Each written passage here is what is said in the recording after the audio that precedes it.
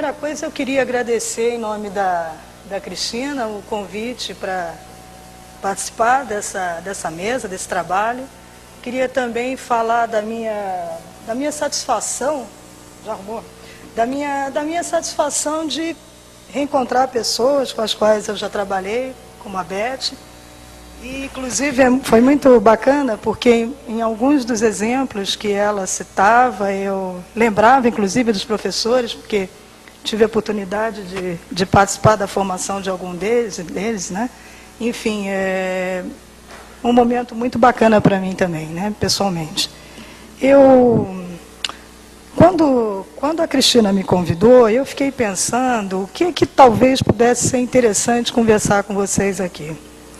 E aí, eu penso o seguinte, eu gostaria que vocês vissem a minha fala como a fala de uma professora que dava aula de geografia no ensino fundamental e médio,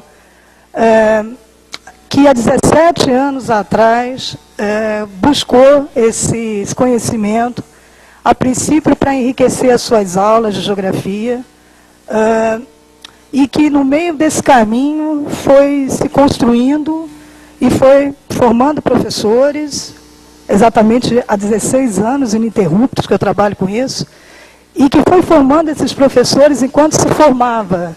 A minha formação foi muito simultânea deles, eu aprendia enquanto ensinava. E praticamente não, certamente nessa trajetória dos 16 anos, também fui tendo a oportunidade de me construir também academicamente falando. Então, o meu mestrado, o meu doutorado e atualmente o meu pós-doutorado é um pouco que reflexo dessa trajetória que é da professora de geografia, que há 17 anos foi bater na porta do INPE para entender um pouco o que era essa coisa de imagem de satélite. Eu dava aula de geografia em São José dos Campos e, enfim, percebi que tinha alguma coisa interessante que podia ser explorado, né, com esses recursos. Então, eu gostaria muito que a minha fala tivesse essa cara, até porque aqui tem muitos professores. E eu acho que seria muito legal que vocês vissem de dentro um processo de um professor, como que ele pode se construir na busca do conhecimento desse recurso. Eu acho que essa é uma conversa bacana. E eu também queria dizer o óbvio, né, que a gente, quando fica por último, a gente às vezes é muito repetitivo.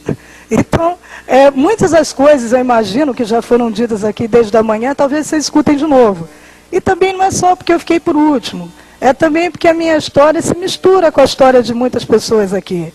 Eu, por exemplo, fui orientanda do Maurício Compiani, no doutorado.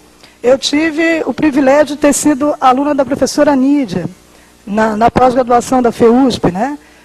Eu trabalhei com Beth, troquei muitas figurinhas aqui também com a Angélica, então eu acho que é um caminho, né, que a gente faz em conjunto. Então é muito bacana quando a gente tem um evento onde a gente vê a construção desse conhecimento ali bacana, né, se encontrando e trocando.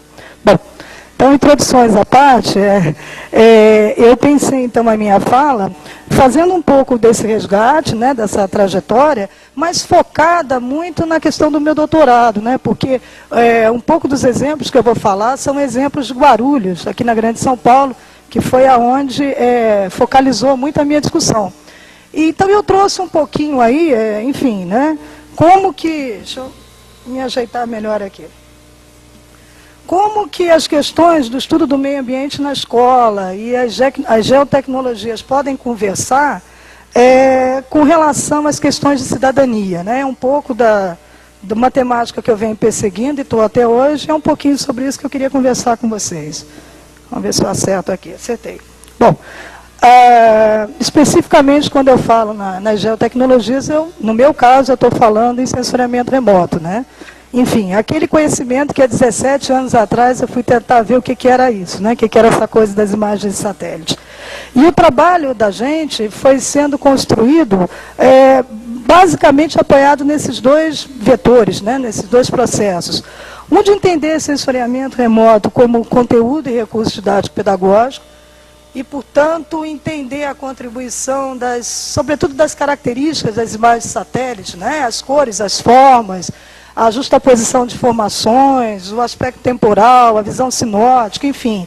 O que tudo isso podia contribuir para estudos disciplinares e também interdisciplinares? Bom, como instrumento à compreensão das relações de sociedade e natureza e, portanto, como subsídio a entender as complexas e contraditórias, né, relações sociais, econômicas, políticas e culturais que tecem os espaços. Me permitindo aqui, né, uma liberdade poética, eu vejo muito a imagem de satélite como se fosse uma fotografia das relações sociais de um determinado tempo e espaço. E, portanto, da dinâmica das relações, né, contraditórias e desiguais dos homens entre si com a natureza. E, portanto, como se fossem fotografias do processo histórico. E, portanto, entendendo o espaço como produto histórico. E, portanto, transformável. Eu acho que essa é uma linha que a gente vem desenvolvendo as nossas reflexões, né? Entendendo o potencial das imagens de satélite nessa direção. Eu sempre converso com professores, né, que eu tenho tido a oportunidade nesses anos de trabalhar em prefeituras, né, com formação de professores em algumas cidades. E nos cursos de professores, a gente sempre conversa sobre isso, né? Quer dizer, não se trata de pensar na imagem de satélite como a oitava maravilha do mundo, né? Como aquilo que tudo pode. Mas é tentar explorar esse recurso naquilo que ela pode me dar para entendimento dessas relações sociais, da complexidade da construção do espaço, e o que eu posso ir inferindo a partir daí, como conhecimento do espaço e como possibilidade de transformar o espaço. E aí as questões de cidadania vão ganhando corpo, né? Você vai me monitorando, senão eu... E nesse contexto, como eu falei, a gente vem trabalhando a questão do sensoriamento remoto na educação ambiental. E aí eu pus esses 3 pontos só também para a gente refletir um pouco, né? Como contribuição, a localização e contextualização do problema em estudo. Bom, muito já foi dito hoje aqui, né, muito melhor, né, de uma forma até muito mais profunda do que eu estou colocando agora, mas em linhas gerais, vamos usar Morin, né? A informação ou dado isolado, ela é insuficiente. Né? Então essa é uma premissa básica que leva a gente a pensar na importância do local no contexto.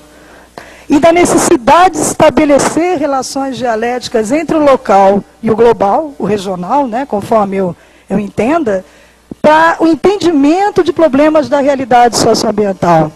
Equivale a dizer, né, quando a gente trabalha com os professores e com os alunos, o entendimento de que os problemas não se explicam pontualmente, né, mas que estabelecem múltiplas relações. E que, portanto, eu não posso explicá-los e nem querer entendê-los do ponto de vista pontual, né, ali local. Equivale a dizer, por exemplo, que esse segundo ponto, por exemplo, estabelecimento de relações diversas e em diferentes escalas a partir do local, né? Quer dizer, observar a questão da complexidade. O que eu estou querendo dizer com isso? Da possibilidade dos recursos de sensoriamento remoto serem associados aos trabalhos de campo, conforme já foi também muito dito aqui. E da possibilidade, com isso, da gente transitar